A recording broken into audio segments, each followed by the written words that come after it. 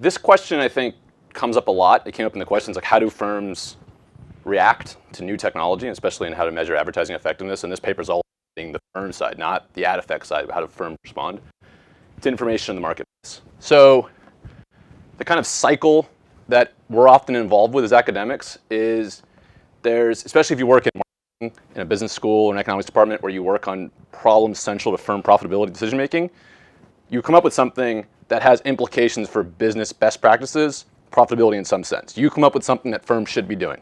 It's quite common.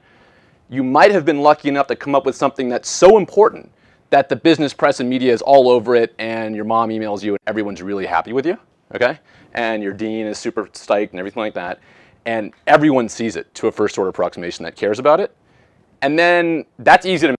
The paper's in a great journal, it's in The Economist, and everyone's happy. And then the question is, what happens? How do firms react? How does in this paper today? So I would argue we don't know a lot about the last step. The best evidence we have is from medicine, because medical practices are really well recorded by doctors. So if you have an innovation of a better way to do a surgery, this is actually adopted pretty quickly. And incentives are very aligned there. It's a cost-saving reduction, say, in a hospital. Even better, it's a life-saving reduction in a hospital. Patients want to not die.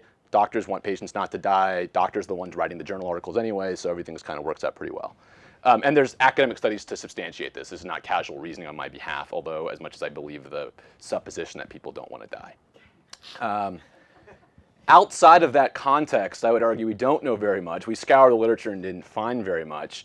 So why is that the case? One, to do this, you have to record decisions with granularity and rigor. So something akin to this procedure used in a hospital is something what we need. And this is often very difficult.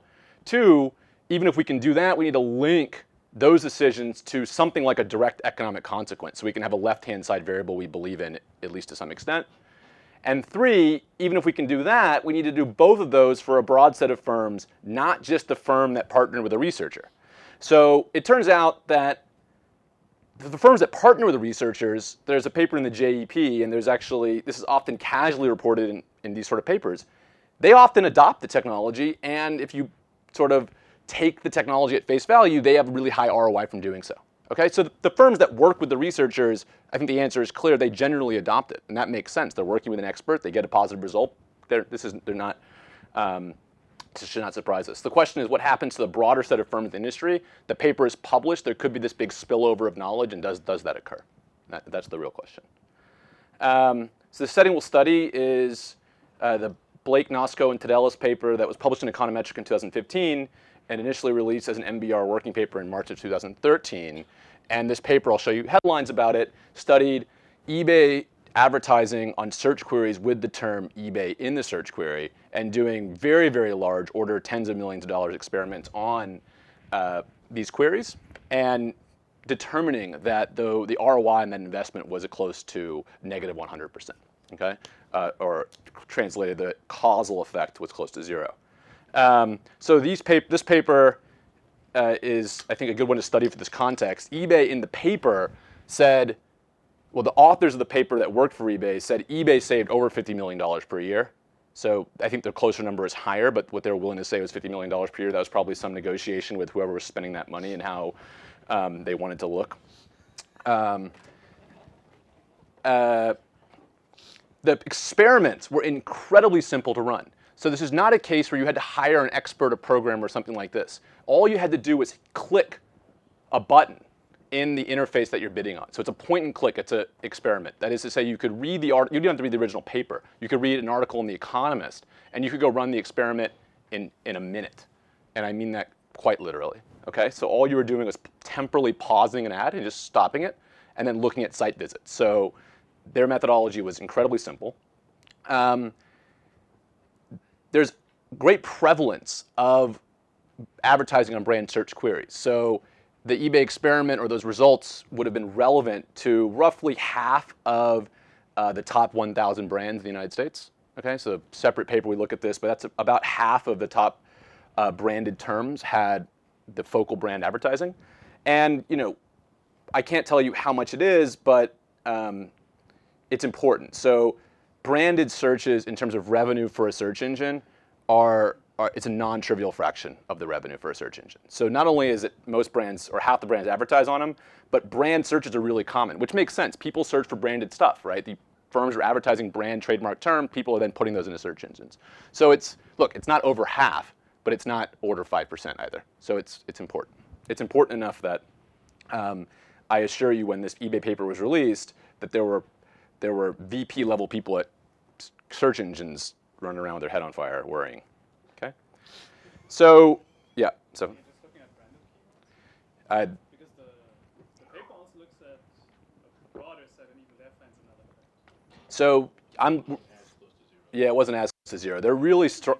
Went back to advertising for those other ones. eBay did go back to advertising on non-branded keywords. I would say the results on the non-branded keywords were noisier, but certainly for this paper, it's think of the branded keywords, and there they didn't go back to advertising on it. Not only both did they report that, but I'll show you. I got permission to show you their stuff because they basically released that in the paper. So we'll think of branded for the whole talk. We're going to think of queries that involve a firm's brand name or branded terms. Okay. So this paper got a lot of media attention. The headlines varied in accuracy. I think the Harvard Business Review article was published in March 11th. The NBR paper went online in like March 7th, and there's a flurry of activity right after. Okay, so it happened quite quickly. Harvard Business Review, did eBay just prove that paid search ads don't work? And then I could give you here 4 other headlines with varying degrees of, I think, felicity to the paper. The Economist, simple test can overstate the impact of search engine advertising, very accurate, down to, a more tabloidy eBay slams Google as a waste of money.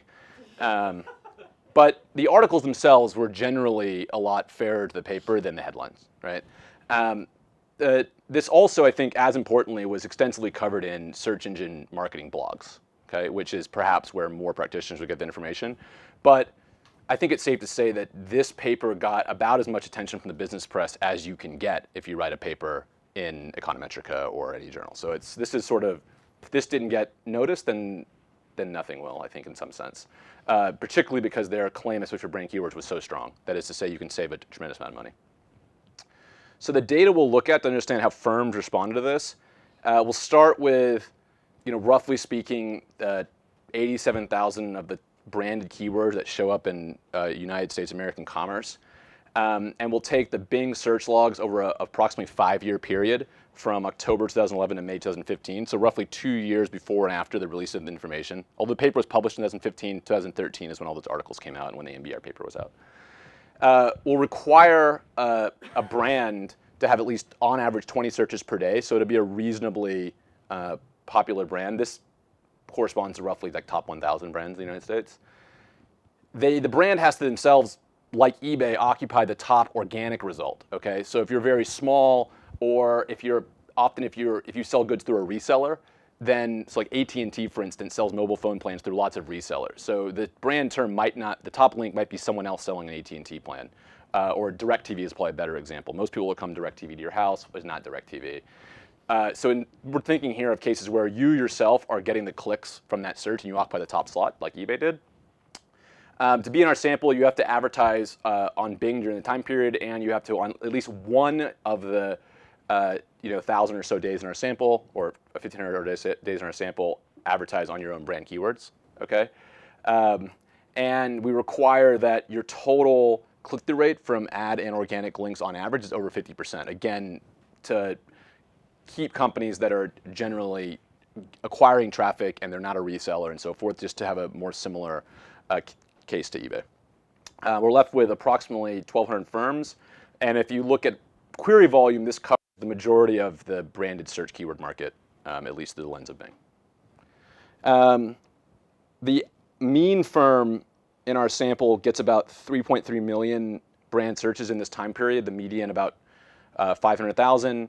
There's roughly 1,300 days and 1,200 companies, and so our number of observations is at the company day, because we have to go through these petabytes of logs and reduce it down to some meaningful size.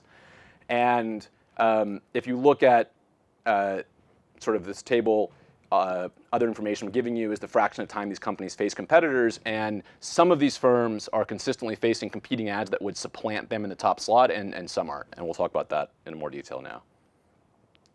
So a critical feature that eBay faced competitive-wise is that in their time period, no firms or very few firms were advertising targeting eBay brand search terms. So the vast majority of the terms in their experiment, when they killed their ad, there was no ads on the page at all. So the counterfactual they were looking at was one in which an equilibrium wherein that no one stood to supplant them. Okay. Chris Nosko, a co-author of that paper, Andrei Simonov, co-author of this paper, is on the job market this year, which I forgot to mention, and myself, do a follow-up study where we have a fully randomized experiment and across roughly 1,000 advertisers. And the primary value that these ads get, these brand search ads get, are defensive in nature. That is to say, if someone would supplant you in the top slot, there's usually a positive ROI of running that ad to prevent them from doing so. If they wouldn't, the eBay story of about a causal effect of close to 0 prevails. The causal effect we estimate on a broad fraction of firms is roughly 2%, 2 percentage points, and it's highly statistically significant. But it's non-zero, but it's low. But if the causal effect versus the relevant counterfactual, if someone would supplant you, is closer to 10 or 20%, right? So someone stealing that top slot is what you really care about. So does that mean that only like 1/5 of the advertisers have defensive situations? Let's try to divide 10% by 2%. Is it a small number who have? Most advertisers that advertise on brand search face competitors. They do have. Yes, that's right. So that you have to look at the other paper to get the details on that, but the majority do. That's correct.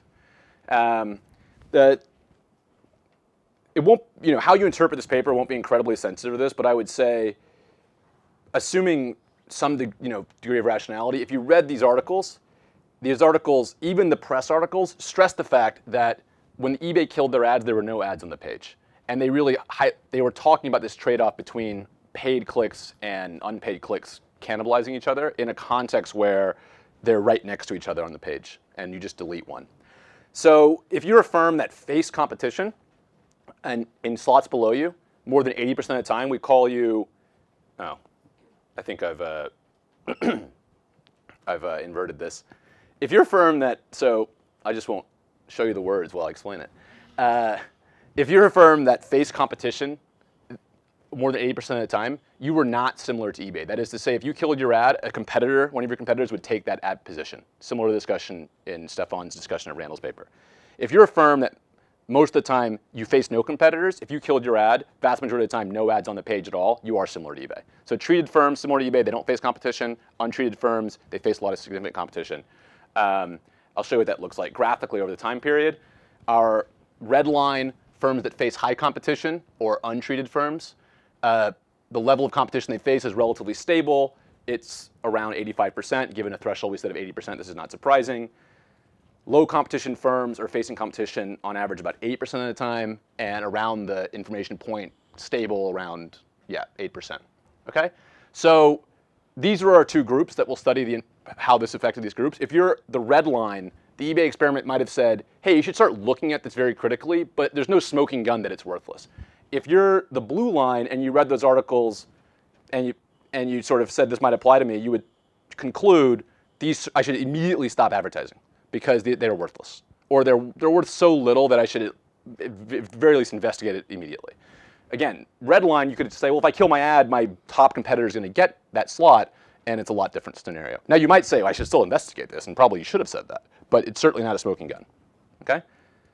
So, and again, a lot of what we'll learn from this paper is not sensitive to this distinction, but I think it's important because the situation you would be in as a marketing manager would be different on these dimensions. Okay, and the results aren't sensitive to those thresholds I said. So we'll look at 3 reactions firms could take. 1, the effect on the propensity to advertise on brand search keywords. 2, the effect on the propensity to conduct these sorts of very simple to run experiments. Okay? And 3, we'll look at, conditional on 2, how they react to the estimates they could get. We as a platform have roughly the same we can cut our information down so we can get what they would have gotten. Okay, and see how they reacted. So I'm just going to show you the raw data. I'll turn this into a difference in difference table in a second. The blue line is our low competition treated eBay comparison group. The red line, staying consistent with the colors, is our high competition untreated but still probably relevant group. And you'll notice pre-period, the propensity to advertise, brand search advertise on Bing is growing at essentially the same proportion. Okay, so we have a pre-period time trend that's equal but non-zero. And post-period, the high competition continues to increase and levels out about 1 year later. The low competition, you can see it levels out right away. There's a sort of a dip 1 quarter later quite substantially, and that dip is statistically significant, and then it returns. We have no sort of definitive story for what's going on there. If you just convert this to a difference and plot it, again, with the same smooth function, the difference you're going to get is on the right-hand side. And this is essentially what a difference in difference estimator is going to pull out, except with the linearity assumptions built into a difference in difference estimator, however you want to construct it. We can now do that and throw in query fixed effects, day fixed effects for seasonality, and so forth. And what you're pulling out is roughly what you just saw with your eyes, a 6.7 percentage point relative difference between our eBay-like firms and non-eBay-like firms. Okay? And this corresponds to a 10.8% decrease in the total ad volume for eBay-like firms. Okay? There's 2 conceptual ways this could happen at the extremes. All treated firms decrease ads by 10.8%. So they all continue to advertise, but just scale the knob back by 10.8%. Or 10.8% shut down brand search relative to the counterfactual. Okay? And the first is inconsistent with anything I talk about. That is to say, if you read these articles and you said, well, this seems pretty important, let's just dial the knob back 10.8%, that is not the solution in that optimization problem. Stefan? Can you say something about how the firms at the high end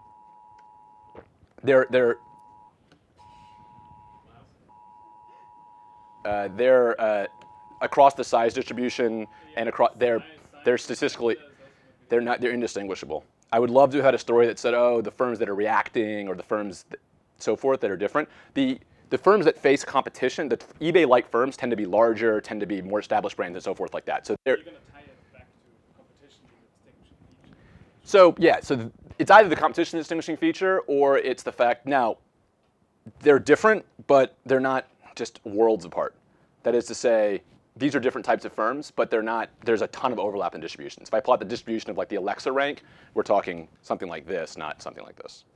The low competition firms are going to be largest, they're more likely like eBay and firms that everybody knows about, so maybe ad effects are just different, right? So It's actually the opposite. It's actually the opposite. Low competition firms tend to be smaller. eBay was a little bit of an exception. Yeah, usually the high competition firms are the ones, the smaller brands will identify brand, like they'll go to Google Trends and say, oh, this brand query is getting a lot of traction. That's the way to target my customers. So it's the opposite, but the overlap. But because there's 2 kind of competing effects, your effect was getting the other one. Like they're a big dog, why do I mess with them? So because of that, they're not too different. Yeah, but on net. Oh, you mind if I continue, Randall? Since I know him, I can do that. Okay, so the first one, inconsistent learning story. The second one, this would be at least consistent with the idea these firms are learning. Okay, and so we'll just repeat this exercise, but now my dependent variable is advertise or not. So a 0, 1 variable, and now it's a logit regression, so the coefficients don't, we have to invert them through the link function. But if you do that, you get that there's a 10.4 marginal effect, 10.4% marginal effect on the propensity to advertise or not. So essentially 100% of the total ad impressions effect is firms turning it off, right? So it's consistent with that story. So I think, concluding the first section, modulo the fact that it's very hard to do this with difference in difference, we see something like 10% of eBay-like firms cut it off and something like 0% didn't. I think the fact that it's not 100 is probably what we're interested in. But I think what will be a lot clearer of how firms reacted is when we see how do they react on the propensity to conduct experiments. Okay, so this is really simple, easy to see. Here's eBay's, I got permission to show this from eBay. Here's eBay's ad levels for branded search queries during this time period. And the first big dip is their experiment they reported in the Econometrica paper. And then I guess status quo returned, and then they killed it. And then I think something happened in 2014. They started doing a little bit, and then they killed it again. Okay? So if you looked at this, if you were a human or a computer algorithm, you could easily pick out the experimental period, right? There's a massive drop. And this is generally rare in these, if you're sort of consistently advertising, then you have this huge drop. So what we do is we define a sharp change as a 50% drop day on day. Okay? So if it's a big drop just like this, we'll call that experiment-like variation. It very well could be a budget shortfall, personnel change, someone just moved jobs, or they, for non-strategic, non-experimental reasons, something stopped and something started again. So we certainly can't infer they're actually conducting experiments. We can just say, if you were conducting, this is a necessary condition, if you were conducting experiments, you would see changes like this. There's lots of other reasons these changes could occur. Okay?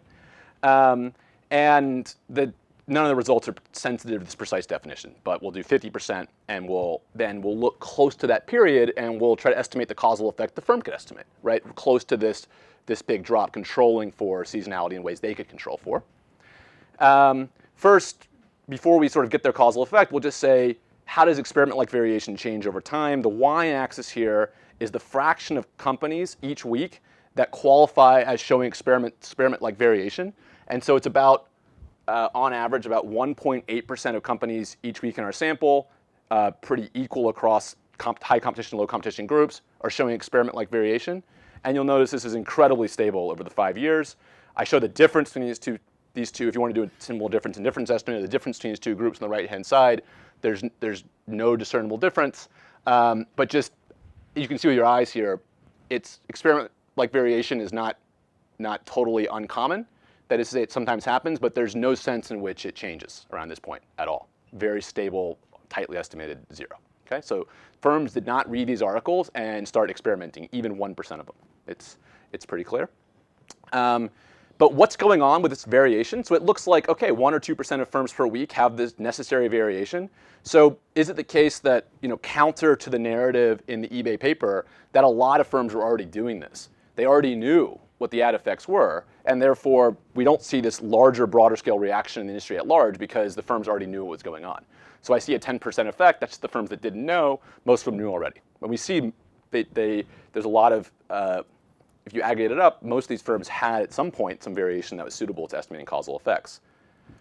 So in the treated group, eBay-like group, there were roughly 385 firms.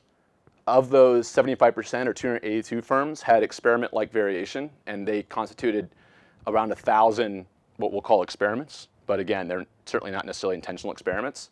And if we use these in sort of the most intelligent way possible with data the firms would have to estimate causal effects, we get, for these firms, remember they're eBay-like, we get a 2.97 percentage point increase in visits to the website. In a separate paper, we have totally randomized experiment for 1,000 firms, and we get about 2.1. So not the exact same firms, but I think this is overestimating by about that fraction. So it's absolutely the right order of magnitude, but it's a little high. But if you sort of back out what your, how many sort of paid clicks you're paying for every incremental click, you would typically look at this and say, I want to cut my advertising. Okay? I don't want to say, go ahead and cut your advertising, but I would say is that if you were doing this and you were estimating these effects, you would, generally speaking, reevaluate that expenditure like eBay did. Okay? Is that what happened? So on the y-axis here is the firm level effect. If you have multiple experiments, we'll average it. The y-axis here is the effect you would estimate from your experiment that we see you run. On the x-axis here is the last 5 months of the sample, the fraction of the time you choose to advertise. Okay? And the red line here is the average effect in this sample. And you can see here is that if you drew a regression line, you would get no relationship. But you can see sort of quite clearly is there's lots of firms that estimated something very close to 0, and some of those dots have a very tight estimate because they had a lot of traffic, and they continue to advertise. Okay? And simply even having this sort of variation is not predictive of killing your advertising in the evaluation period at the end of the sample. So we might say, well, the exact effect size might jump around a bit. The average firm, if they were looking at these results, would get roughly 3 percentage point incremental lift. And eBay's conclusion was, they got something close to 0. But even with 3%, the amount of paid clicks you pay for to get that is high, right? So you would think at least a decent fraction would kill your advertising. And that's not what happened. And you would also think if these were really experiments that the firms that estimated something essentially 0 would be unlikely to advertise, and they're not any less likely to advertise than someone that estimated like 10 percentage points. Okay, In a different paper, these dots, there is true heterogeneity here, so smaller firms benefit more from this. This is why eBay's estimate was close to 0 and the average estimate is close to 2%. Very large firms benefit less. Okay, so there's no relationship between the estimated the effect the firm could estimate and the propensity to advertise. There's also no relationship with having this sort of variation and the propensity to advertise. So I think then the rational conclusion is either these are not experiments, they're budget shortfalls, they're personnel changes, so they're not experiments as we would define them, or there's a sort of great blockage to these information affecting decisions. Okay, so just discuss the results. There's a statistically and economically significant reaction to this paper. So versus the counterfactual, we think 10% of firms that are similar to eBay killed their advertising. Okay, so but overall this is still quite sluggish. That is to say, it's 10%, not 50%. And this paper got an incredible amount of attention. So the world did not fall down like a VP at Google might have thought. And actually thought that would happen, and the authors of that paper thought I think that would happen, and that just didn't happen. And it's not to say this is not, now that we know it didn't happen, I think looking back it might seem maybe obvious that it wouldn't have happened. I don't know why it would. Ahead of time I think you could have said, wow, everyone reads that and now this is not a thing anymore. And it's absolutely still a thing. That thing almost as much as it used to be, 10% less. There's no reaction to increased experimentation, so I'm reading this like somewhere David Riley was crying. No, he's crying now. There's no evidence we can see of using existing experiment-like variation to do inference and affect decision making. That is to say, if you want to be a consultant and go get this variation and tell firms what to do, this seems like a good business model because it seems like if they, as long as they store their data, you could do this, and they're not doing it, seemingly for the set of firms in our study. So what's going on? I don't know. Here's some theories. One, the relevant personnel simply did not hear about these results. Certainly the first thing you consider. Sort of, it's a big academic paper, it got a lot of press, but that doesn't mean everyone heard about it. The second is they heard about it, but there's some agency problems preventing it from impacting decisions.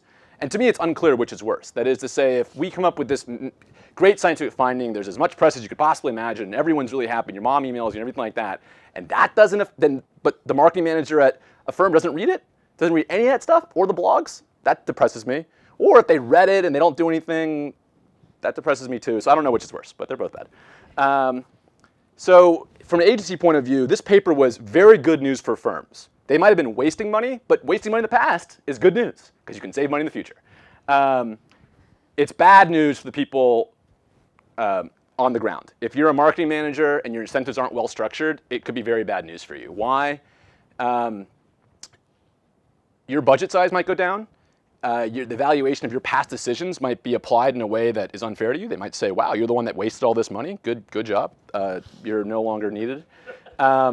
The marketing divisions are often structured into the media types. So digital advertising expenditure often has an incentive to make digital advertising expenditure look good because they'll say, well, the TV guys, well, hold on, the TV guys also sometimes inflate their numbers.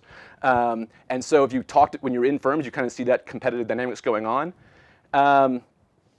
And many have argued that those type of within-firm divisional agency problems are the norm rather than exceptions. Okay, so I think this kind of blocker is probably usually will exist. That hospital's case is probably more of the exception than what we're talking about here. There's theory papers and empirical papers arguing this.